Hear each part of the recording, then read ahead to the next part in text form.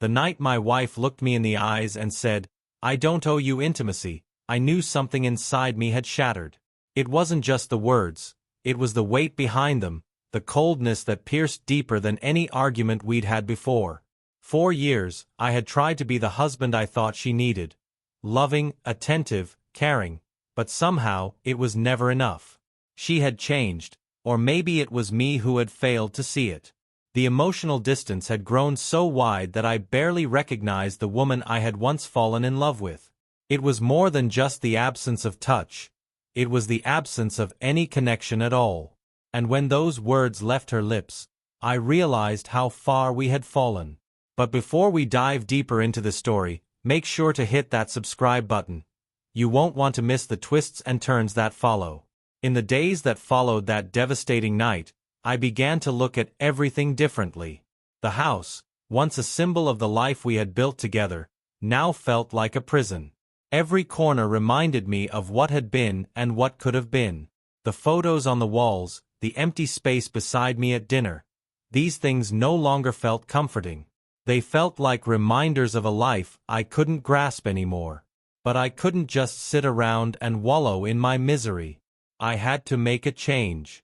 It wasn't going to be easy, but I needed to reclaim myself. I wasn't the man I had been when I married her. I wasn't the man who had allowed his identity to revolve around someone who no longer cared for him the way he deserved. It started with small steps, working out, eating better, sleeping better. But as I began to change physically, I noticed something inside me changing too. There was a shift in my mindset. I realized that I had been living my life for her, constantly trying to please her, to win back what we had lost. But why? Why had I put my entire existence on hold for someone who seemed indifferent to my pain? And then, as the days passed, I began to see the effects of my transformation. I wasn't doing this for her anymore. I wasn't trying to win her affection or attention. No, I was doing this for me. And as my confidence grew, so did the distance between us. The more I pulled away, the more she seemed to notice. It was as if she hadn't even realized how distant we had become until she saw me walking away from her.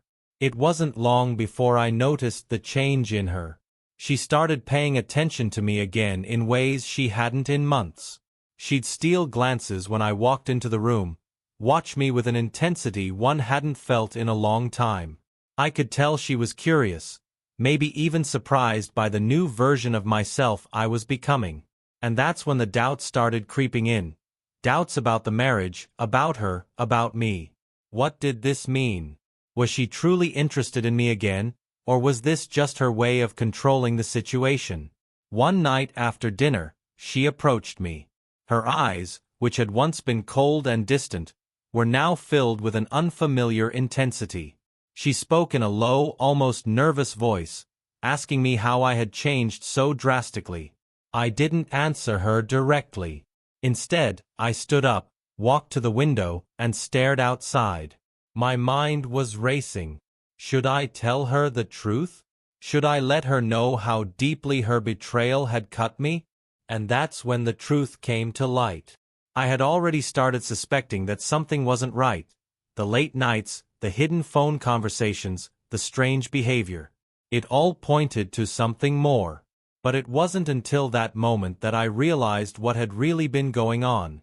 I confronted her, not with the rage I had expected, but with a calm clarity. She didn't deny it at first. Instead, she tried to justify her actions. She claimed that I hadn't been there for her emotionally, that I had withdrawn long before she had. But that wasn't the whole truth. She wasn't just dissatisfied, she had crossed a line, one that no apology could undo. She had betrayed me. And the person she had been with wasn't just some random affair. No, it was someone I knew. Someone from our past. A close friend. A man I had trusted. The man she had been spending time with wasn't just an outsider, he was a part of our world. And that betrayal stung even more. The revelation hit me like a punch to the gut. I felt my world collapse in on itself, and for a moment, I wasn't sure how I would ever recover. But I knew one thing for sure. I wasn't going to let this define me. I wasn't going to allow this woman, this person who had once meant everything to me, to tear me apart. So, I did what I had to do. I started to let go. I stopped waiting for her to change, to apologize, to make things right. I stopped holding on to a dream that no longer existed. The more I distanced myself emotionally, the more I saw her colors. She wasn't just a woman who had made a mistake. She was someone who had stopped caring about me, about us, a long time ago. And that realization made everything so much clearer. But even then, things didn't go as planned. The more I pulled away, the more she seemed desperate to hold on. She started showing up at my work, sending me texts, doing whatever she could to reassert control. But it wasn't the kind of attention I wanted. It was the kind of attention that came from guilt, from fear of losing me, from a realization that the comfortable life she had built was slipping away. And that's when I made a decision to not only walk away but to embrace the freedom I had long denied myself.